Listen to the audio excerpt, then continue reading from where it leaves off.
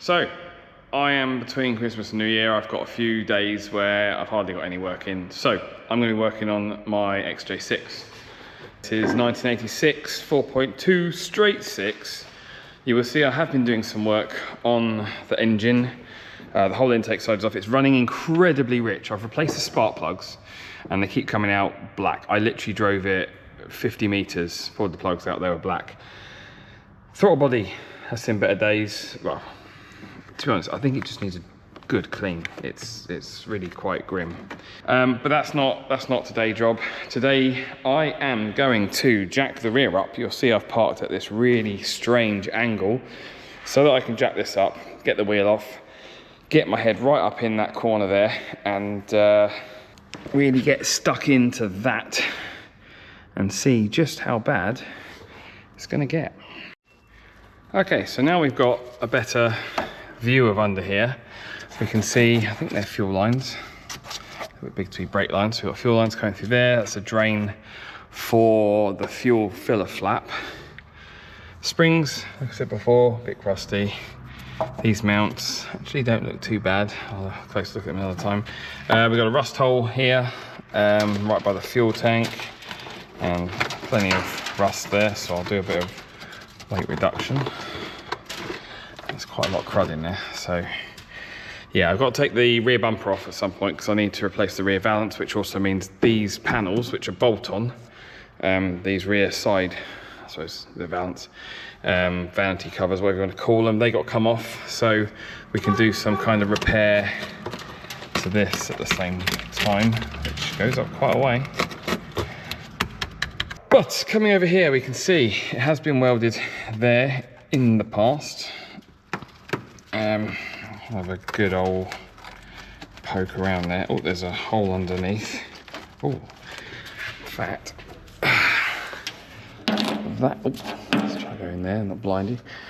That there is not a hole. That there is seams. It was not even seam sealer. It's just some. You can hear that. I go. Oops.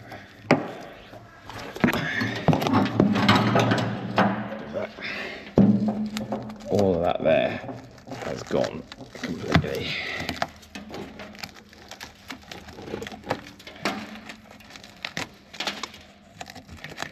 So, yeah, that's pretty bad, seeing as it's right by the main suspension mounting point. So those bits I do know need doing. I'm going to get to those when I can get the car on a 2-poster. So the main aim here, let's come back to this. I want to get all of this cut out and obviously make up new bits. See how far back round this goes. I'll probably start by literally just cut that off there. I might even, yeah, just go behind that weld maybe. We can do all the outside of this is pretty solid. Underneath obviously won't be. And then obviously, yeah, we've got up here to do separately, which I'll probably do a, oh, that looks like filler, but I think that's the filler. I think when I take that out, that's going to take the arch with it, I think. So I've got to be a little bit careful there because I still haven't decided yet if I want to do the arch myself or if, since I've got to get the other arch done professionally with a body shop, I might give them this arch to do at the same time. If I can save this arch for now just to get through an MOT, then why not get it on the road, get it, you know, use it, put some miles on it while I save up for the other side to be done. Before I actually get cutting away, anyone hasn't seen it before, this is what inboard brakes look like, because you don't have any brakes on the outside here. They're all up in there. So in order to take them off, you need to take the drive shaft out. So let me get my angry wheel and start. Actually, I might have to take the interior out first.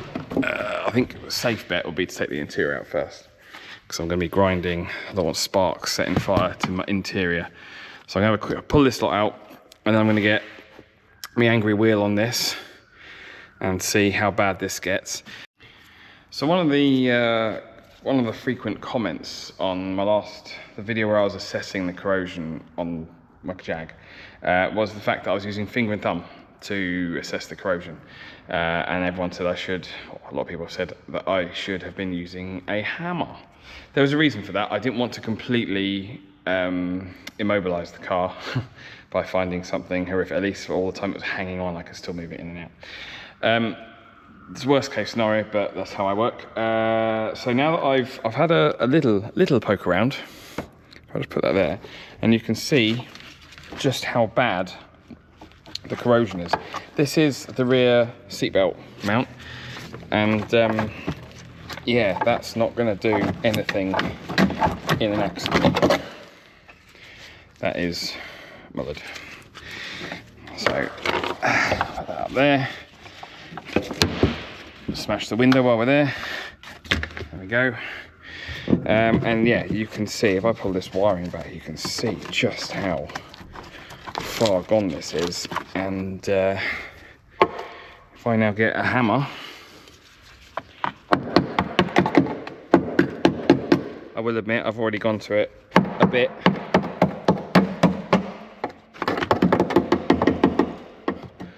That's the bit under there. Let's see if I can. In fact, you can see it here. It's just now that we can access in there, let's see just how bad things are in there.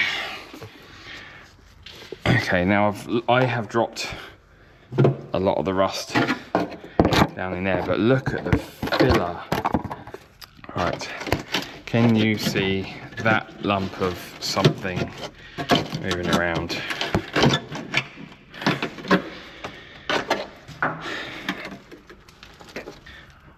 Let's try and use a bigger lever. There we go. Let's get that right out of the way. Okay, bigger lever bar. I think some of you might know what's coming here. Right, I have a big lever bar now.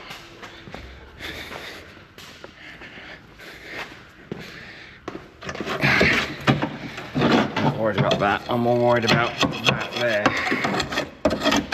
Now, that is someone's attempt at filling a hole. There's more of it there.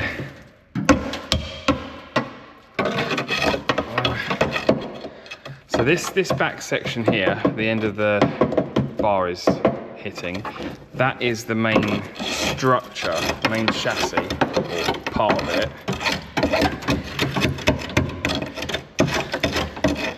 That bit sticking up there, I think, is the other.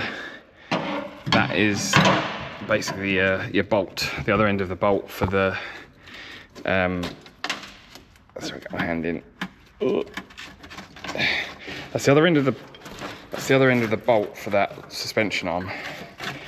Basically, what I'm trying to find out here is just how far gone this section is here, because I don't think you can buy a repair section for it at any kind of reasonable cost.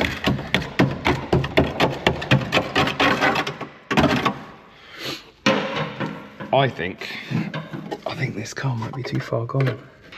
Let me just see whether you can see what I can see, if that makes sense. Right at the very back, we have shiny metal.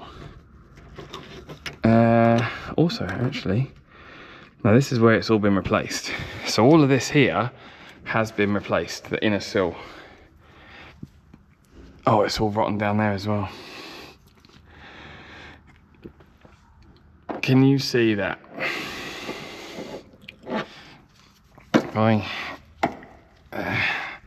So I know it's quite tricky to see, but that edge there, if you can see, I'll try and zoom in on when I'm editing it. Someone's replaced, you can see, the inner sill, and there's actually a hole there. And if I do that, you can see light coming through it, which means it only means this outer sill's got to come off. But yeah, this whole sill has been replaced at some point, which is not overly surprising considering its age. Unfortunately, I think this car is too far gone. You know, it's not the end of the world. I knew it was going to be an option. I knew it was a possibility. It basically means this car is going to probably become, I think I think about it. I think it's probably going to become a breaker. I think I should easily make my money back. I've got a good set of seats. The doors aren't too bad. You know, steering wheel, dashboard, switchgear, the wood trim, door cards even, engine and gearbox. Thanks for watching. Yeah, there will obviously be another car to replace this one. Don't know what it is yet. But yeah, like the video, subscribe. I'm gonna go sit in the dark room and cry for a bit.